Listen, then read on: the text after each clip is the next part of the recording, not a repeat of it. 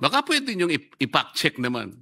Baka may katotohanan naman. Hindi po natin sinasabing walang katotohanan o may katotohanan. Nasa sa inyo po kung mag-i-initiate po kayo ng evaluation sa kanyang mga paghahayag.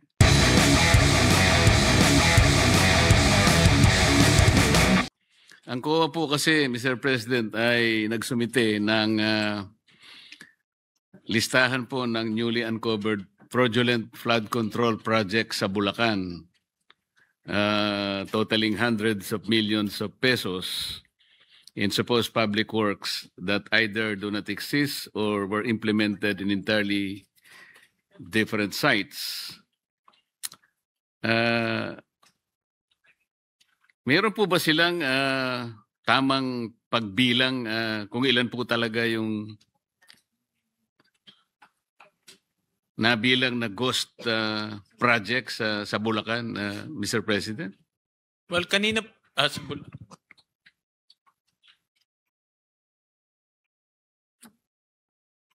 anong proportion?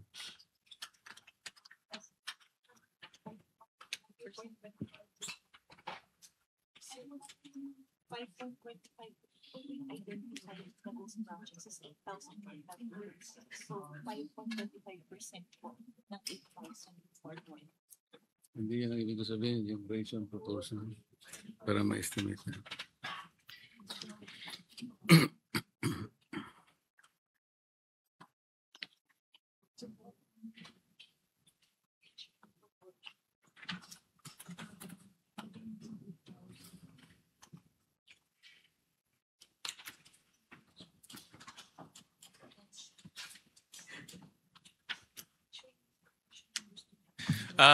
Tuloy-tuloy po yung validation ng team sa Bulacan. Ang suspected ho nilang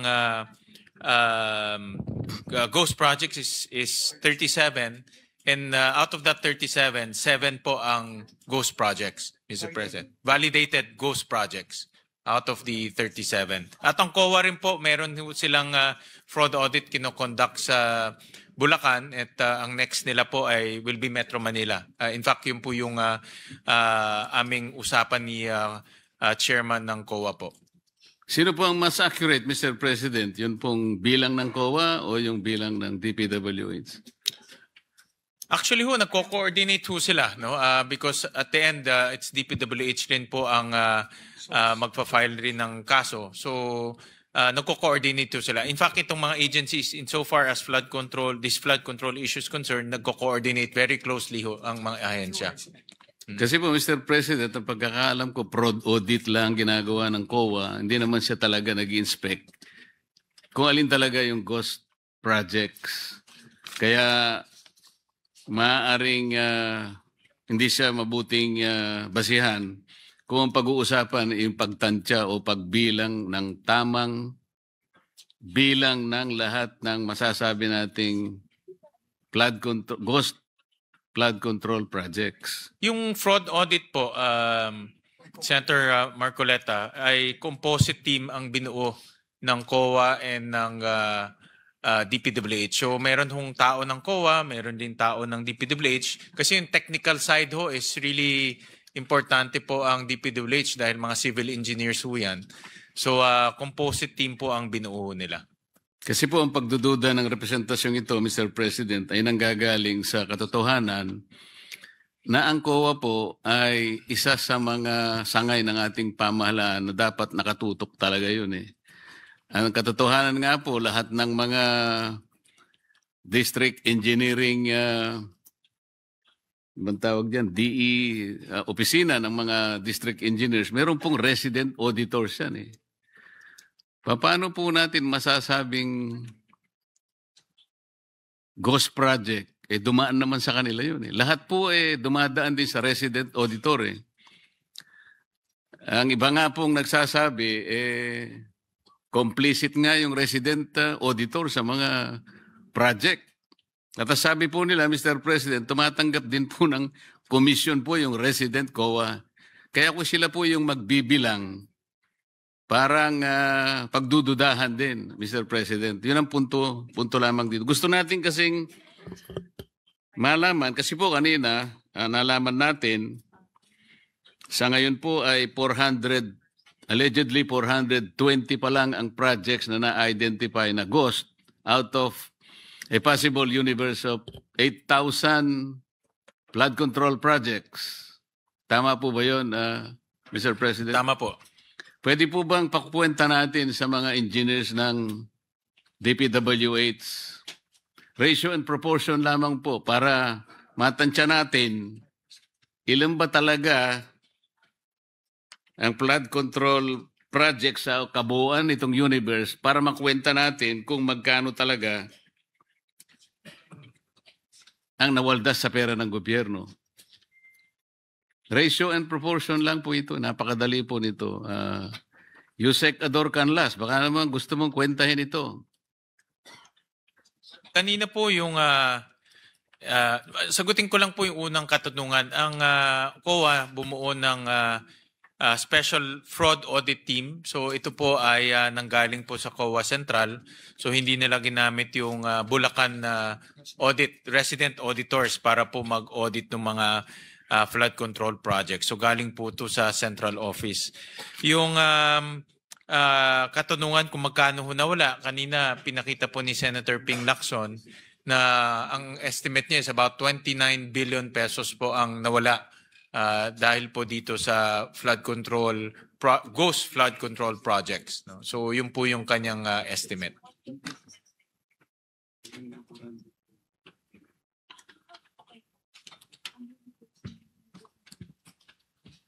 Ano pong kwenta ninyo, Yusek? Galing po kanina kay Senator Ping Lacson, ang estimate niya about 29 billion po ang kanyang estimate. Hindi po, yung 420 yun eh. Ang katumbas po ng 420 na so far nakukwenta natin ay 29.75 billion. Tama po. Ngayon po, 8,000 po yung bale pinagkukunan natin ang possible final number of all ghost projects. Kaya sabi ko kay Yusek, pakikwenta mo, 420 divided by 8,000 x over 29.75, bilang po yun?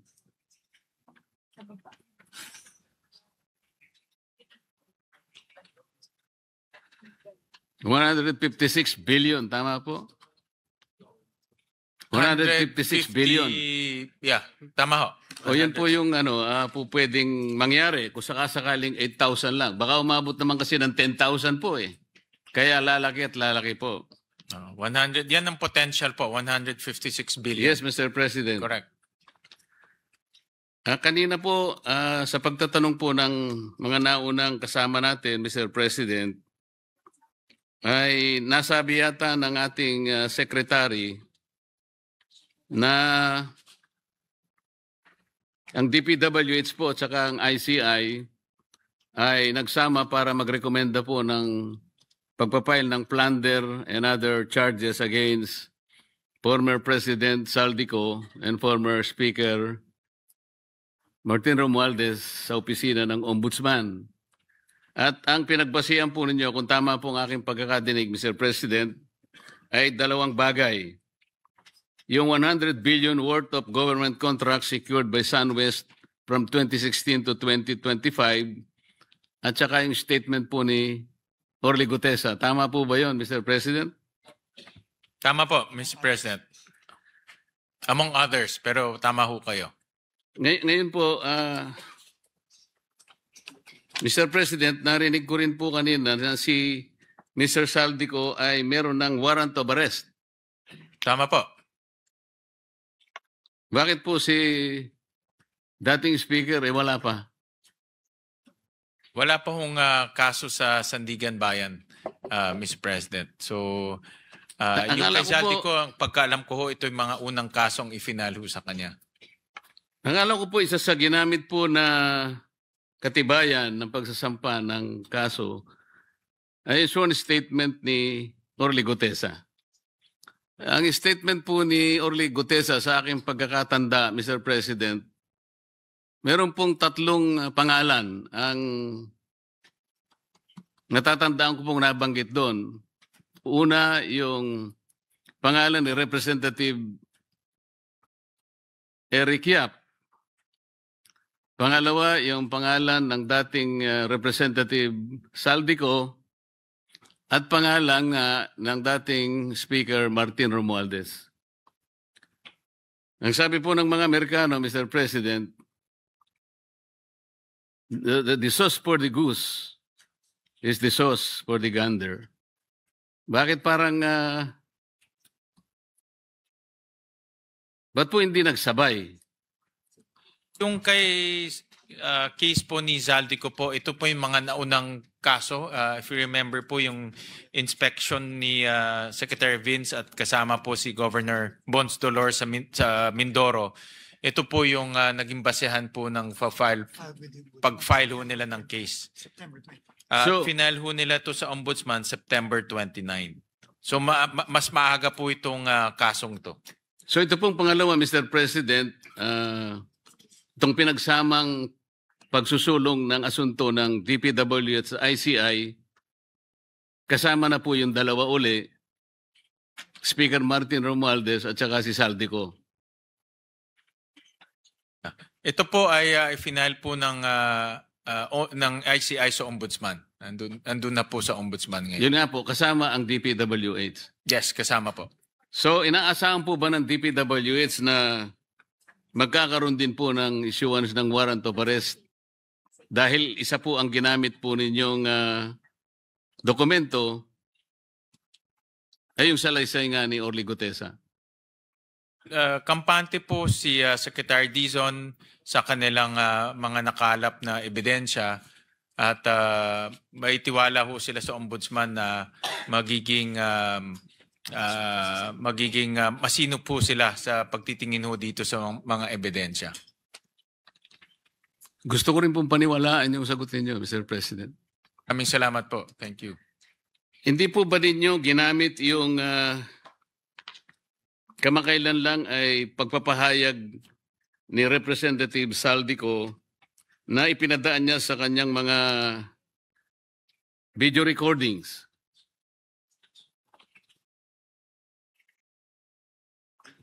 Well, Mr. President, una-una hindi ho yung sworn statement at sa video recording lang ho niya ginawa. So wala hong saysay ho yung kanyang sworn statement. Wala pong saysay yung kanyang statement, hindi pala siyang sworn. Sorry, Mr. President. Pero Mr. President, kung inyo pong susuriin yung Republic Act 6770, ito po yung charter ng Ombudsman. Kung tawagin po yung Ombudsman Act of 1989,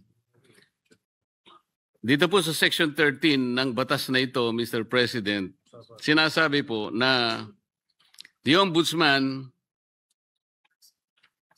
and his deputies as the protectors of the people shall act promptly as complaints filed in any form or manner. Hindi po sinasabi rito, Mr. President, na kinakailangan nakanotaryo. Kasi baka mamaya peki na naman ang nakuha niyang notaryo.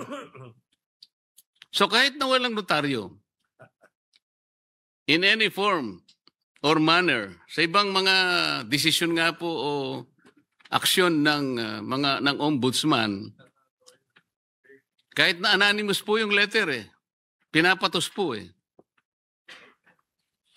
ito po hindi po letter, hindi anonymous letter, siya po ay nagpahayag sa kanyang mismong Facebook page. Hindi po ba ninyo naisip na baka pwede niyong i-fact-check naman?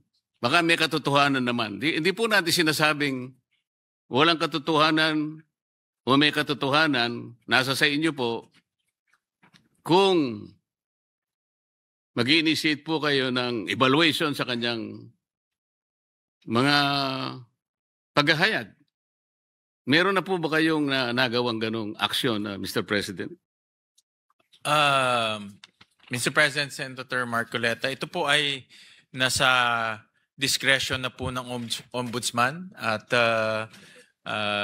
sila po ang meron pong kapangyarihan kung gugustuhin ho nilang imbestigahan o i-pursue itong ganitong mga statements. So, nasa kanila na ho yun. Alam nyo, Mr. President, nung isang araw lang, nandyan ang ombudsman. Nakalain yung nakalimutan kong itanong yun. Wala pa ho yung video. Wala pa ho yung video. Hindi po, maraming video na yung siya. mga naunang video. Yung mga naunang video, siguro may 3 video na po. Kasi yung mga nilabas niya may pang-4, pang-5. Pero merong unang 3 na eh. Kaya lang nung sabihin ninyo na magkaibigan naman kayo eh. Nawala ngayon sa isip ko na itanong. Mr. President? Baka ano lang ho, baka di lang ho kayo nag-almusal o Siguro nga po, dahil sa maaga sa ho gutom kasi, siguro, maaga ho yun eh, maaga. Mr. President, kanina po ay totoo po na parang nakaka-confuse, nakakagambala kung ano nga talaga yung distinction ng CPAG at saka BIP. I may dare to offer an explanation kung inyo pong mga marapatin, Mr. President. Yung BIP po naragdag po doon sa sinasabing mga convergence programs eh. Ito po kasi ay paraan para isatisfy yung Garcia-Mandanas ruling ng Korte Suprema. Kung hindi po ako nagkakamali, ito po ang approach na ginagamit para sa ganoon mailatag po. Para hindi nagko-complain po yung mga local government units. Sapagkat, sa totoo lang, sa ruling po, kailangan may karagdagan silang ira. Ang ngayon ay tinatawag na nata. Pero sa totoo lang, sa dami po ng devolution na hinihingi naman po, hindi nila talaga mapapanagutan. Tama po, Mr. President? Posible ho yun, posible. Pero napakarami pong naging modern versions ng pork barrel. Pork barrel was outlawed by the Supreme Court several years back. Pero lumitaw po, mas marami po ngayon. Mabuti po napansin ninyo, ginoong sponsor, Mr. President, at inalis po ninyo yung tikas. Opo, linipat ho natin yan sa DND. Pero dahil po siguro sa pagod ninyo at sa medyo hindi rin po kayo nagalmusal, Your Honor, nakalimutan po ninyo yung katuparan. Ito po yung kalsada tungo sa Paliparan, Rilis at Daungan. Ito po ay proyekto ng DOTR. Ang DOT naman, meron po siyang TRIP. Ito po yung Tourism Road Infrastructure Project Prioritization. Yung DTI naman po, merong roll-it. At saka yung nga pong tikas ng Department of National Defense. At nga, dinagdag nga natin po yung Sustainable Infrastructure Projects Alleviating Poverty Gaps, SIPAG. Nakalimutan pa ninyo yung SSP at saka CSSP. Napakarami pong naimbento ng DPWH para lamang po pagbigyan yung napakarami pong mga proponents ng ating infrastructure projects, lalong-lalo na po sa flood control. Sana po, Mr. President, mapasadahan uli ito. Ang una ko pong itatanong tungkol dito, nung malisin po natin ang tikas, bumalik po ba sa DND o it was entirely wipe out? Bumalik po. Yung buong amount po ay tinransfer sa DND. At mayroon pong dahilan kung bakit ho hindi muna tinransfer yung iba sa ibang mga ahensya. Kagaya po ng Department of Tourism, medyo hindi rin sila kampante na kaya nilang mag-bid out at mag-undertake po ng mga infrastructure projects dahil tourism agency ho sila. Kaya sabi nila baka hindi pa nila kaya this time. Yung Department of Trade, ganun din po. Pero tingin ko next year mayroon na ho tayong oras pwede ho natin i-consult ulit sila kung kakayanin na nilang mag-bid out. Pero ito po ang nakuha ko rin sa Department of Tourism na kailangan rin ma-improve ng DPWH at ng itong mga convergence projects. Sabi sa akin po ng kalihim po ng Department of Tourism, marami ho doon sa mga projects ay hindi naman po priority ng Department of Tourism pagdating po sa mga tourism areas. So marami ho doon sa mga project na yun ay kumbaga hindi kinakailangan ng Department of Tourism. So kailangan ma-improve pa yung coordination ng Department of Public Works at DOT hanggat nandiyan pa ho yung mga programa na yun sa Department of Public Works. Mr. President, kanina po ay nabanggit po yung pantulong na basihan ng inyong pagsasampa ng mga asunto sa mga nabanggit kaninang mga pangalan. At kung maring nakikinig si Sergeant Gutesa, parang vindicated na rin po siya sapagkat nagamit yung kanyang pahayag. Ang tanong po, bakit kaya hindi naman ginamit yung sworn statement ng mag-asawang Diskaya? Samantalang doon po ay may nabanggit ding 17 members ng House of Representatives. Yun po ay sworn statement at yun po ay pinanumpaan din sa harap ng Blue Ribbon Committee.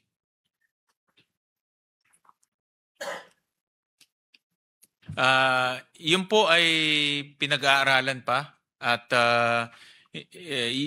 posible rin pong gamitin yung kanilang mga salaysay at kung gagamitin man ito po ay gagamitin sa ibang asunto.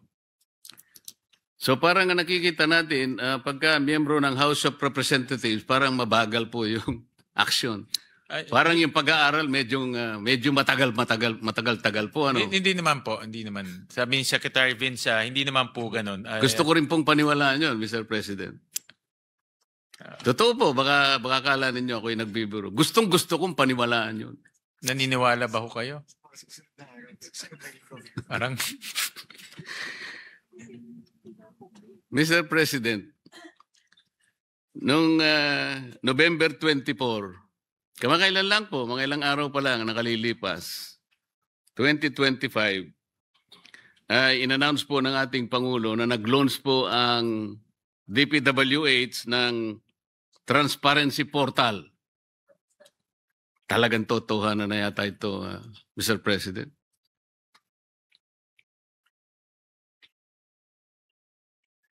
Yung portal po is powered by artificial intelligence. Ang sangayon po sa mga ulat, tama po ba yun? tama po.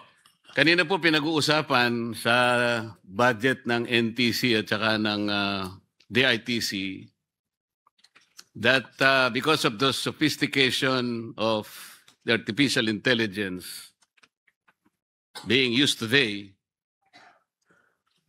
it is also considered as a potent tool for fraud.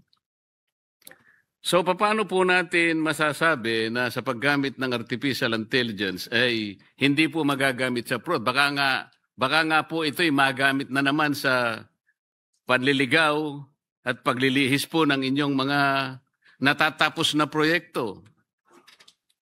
Halimbawa po, Mr. President, sa napakarami pong applications na ginagamit ng DPWH, magsimula na po kayo doon sa Information Management System, meron po kayong MYPS, meron kayong PCMA, meron pa kayong Survey 123 na sa inyong pagsasalaysay sa amin, initially, ito po ay mga makapangyarihang mga tools para sa ganun ay ma-check natin yung talagang kalagayan ng mga proyekto.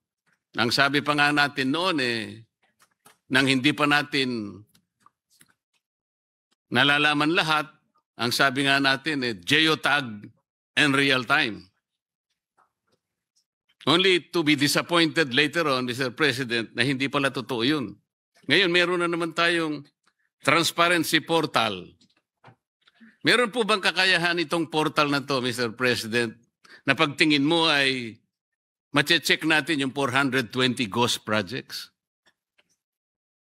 Easily? Tama ho kayo, Senator Marcoleta, nung narinig ko ho yung geotagging lahat tayo natuwa dahil akala ho natin ito na ho ang teknolohiya na iiwas po sa korupsyon at sa katiwalian. Pero ganun pa man, nalampasan pa rin ng korupsyon yung geotagging. Ngayon po, gagamit na ho ng mas sophisticadong technology. May satellite The Philippine Space Agency. may satellite technology na ho in partnership with the Philippine Space Agency. Paborito niyo pong agency. At gumamit na po ng artificial intelligence para po mapag-aralan yung 248,000 na proyekto over the last 10 years. Dahil itong hindi lang po yung current year ang pinag-aaralan, 10 years prior pinag-aaralan na rin using artificial intelligence. Alam po ninyo, Mr. President, initially, tinitingnan ko po inaaral ko. Parang ang pattern po is very similar to the DIME of the Department of Budget and Management. Ito pong DIME ay... Ito po yung inumpisahan na po 7 taon nang nakararaan Pero wala pong mabuting katibayan na talagang nakatulong sa pag-determine ng accuracy ng mga projects. So, DIME 7 years ago, ginamit. Pagkatas meron po tayong napakaraming applications na pinaniwala po tayo initially ng DPWH na talagang ito, sigurado ang Pilipino rito. Huwag kayong magalala, sigurado na ito. Nung ma-check po natin ang mga discrepancies between the MYPS at saka PMCA, kinumpute ko po yung ratio and proportion, alam po ninyo, sa 8,000 na flood control projects, bali sa sample na napag-aralan namin, lilitaw po mahigit na 1,000 ang mali ang coordinates. Ngayon po, meron na naman tayong portal. Sinasabi natin, wala namang iniwan doon sa DIME. Hanggat wala po tayong satellite, hindi po mangyayari yun. Wala pong real time. Walang real time. Patuloy pong mamamanipula lahat ito. Ang ibig po sabihin, Mr. President, this might be utilized na parang, baka mamislead na naman po ang ating mga kababayan. Akala mo ito ang magbibigay ng magic. Parang madaling pagbibigay ng kapanatagan sa kalooban ng bawat Pilipino na yung trust ay nabalik kagad. Nang ganun-ganun lang. Yan po yung sentimiento, Mr. President. Pasensya na po kung masyado akong naapektuhan itong magnitude ng flood control anomalies na ito na napakahirap ibalik yung tiwala na yun. Dapat sana isang malakihang pamamaraan, isang katanggap-tanggap na pamamaraan na kahit bali-baligtarin mo, paniniwalaan siya ng tao. Yun po yung kailangan natin ngayon Hindi yung sinabi lang natin transparency portal. Wala namang pinag-iba sa iba. So it could be a new color for the same dog. Tama ho kayo, Senator Marcoleta, yung Project DIME talagang walang kwenta ho yun. Dahil hindi ho na-update, it was supposed to prevent all of these things from happening in corruption, pero nakita natin, wala naman pong nangyari. Tama ho kayo rin na ako, naintindihan ko yung inyong sentimento na nakita na natin to dati, anong kaibahan ho nito. Ito naman po, ginagaranti ho ng DPWH, Secretary Vince, at of course, ang ating Pangulo, na ito ay gagamitin on a regular basis, on a daily basis, at i-update po ito para magbigay ng impormasyon sa ating mga kababayan. Hindi ho to, ang Colatilia, sa ngayon, monthly pa lang ang updating ng pictures dahil dahil limitado rin po sa number of satellites ho tayo. Pero ang guarantee naman ho dito, every month makikita nila yung takbo ng proyekto. At makikita ho nila kung yung proyekto ay gumagalaw o hindi gumagalaw at saan yung proyekto. First time po ito mangyayari na ganito pong ka-detalye at ganito po ka-tutok sa mga proyekto po na ginagawa ng DPWH. Opo, Mr. President. Kaya po ang bagong kalihim ng DPWH, noong isang taon po kung titingnan ninyo siya, hindi ganyang kapayat siya. Tingnan po nyo ngayon siya. Kaya ako po sinasabi, kamag-anak ko po yan eh. Sa bigat po ng kanyang responsibilidad, isipin po natin, napakarami nating ginagamit na kaparaanan para masecure po natin ang quality ng mga infrastructure, hindi lamang flood control. Meron pa po silang quality assurance unit. Naku po, pagka binasa po ninyo yung mga department orders, kundi po ako nagkakamali, 4 na department orders ang binasa ko na magkakadikit. Pinag-uusapan po yung quality assurance units na ang pinakasentro po nila, yung central office. QAU CO, di ba, Mr. President? Yan po ay replicated sa maraming opisina. Sa regional offices, meron po sila. At hanggang po sa district engineering offices, nandiyan po yung quality assurance units. Wala pa rin pong nangyari. Meron pa po silang CPES. Siguro IPIS na lang ang gamitin natin, hindi na CPES. Kasi po talagang reflection po ng pagkabigo, ng disappointment ng representasyong ito. Napapangiti po ang ating majority leader. Pero totoo po eh. Sana po sa lalong madaling panahon, Mr. President, kahit gaano kahirap, ay harapin natin ang katotohanan. Kailangan po nating ibalik ang tiwala ng mamamayan. Mabigat po ang nangyari, kaya kasing bigat din po ng kanilang kabiguan. Tinahanap po nila yung talagang maibalik po natin. Kaya kahit papayat ka pa ng konti, wala tayong magagawa kung yan po ang kinakailangan.